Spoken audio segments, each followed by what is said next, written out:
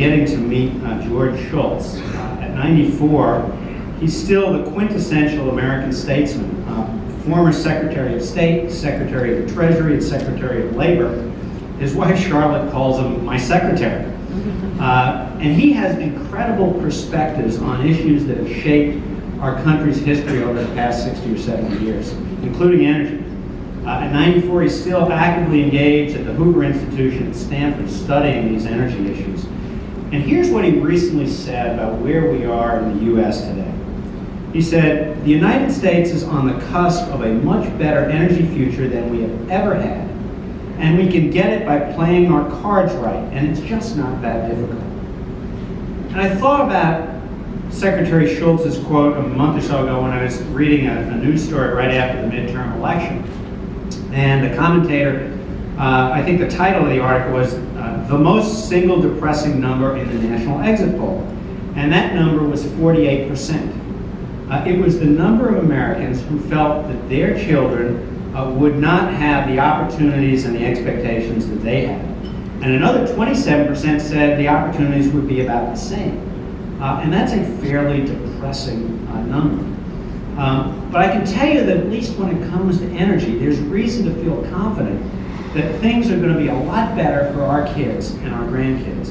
And not just marginally better, but dramatically better. Think how remarkable it is that energy today has emerged from one of our country's biggest areas of concern, and rather than being a constant Achilles heel, it is now an area of huge opportunity. For most of my adult life, we've been wringing our hands about how dependent we were on imported foreign oil.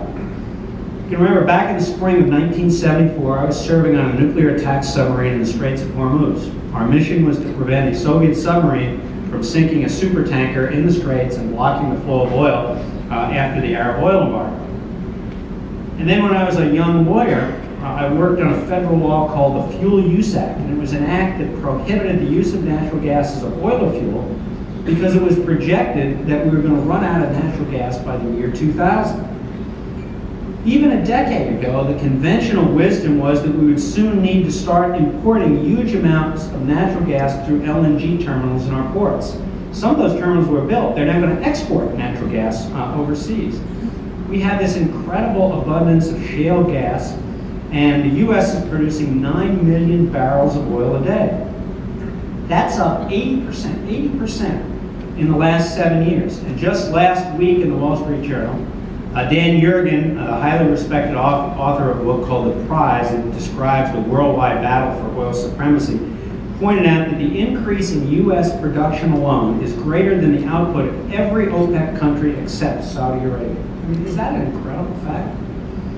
But not only has the world turned upside down in the production of fossil fuels, we are in the midst of an amazing new era of innovation in terms of energy technologies, whether it's solar panels, wind turbines, batteries, grid automation systems. The technologies are steadily getting cleaner, cheaper, smarter, and more efficient, and the pace of innovation is only increasing. And as a result, for the first time in memory, certainly the first time in my lifetime, the United States has a genuine opportunity to define its own energy future.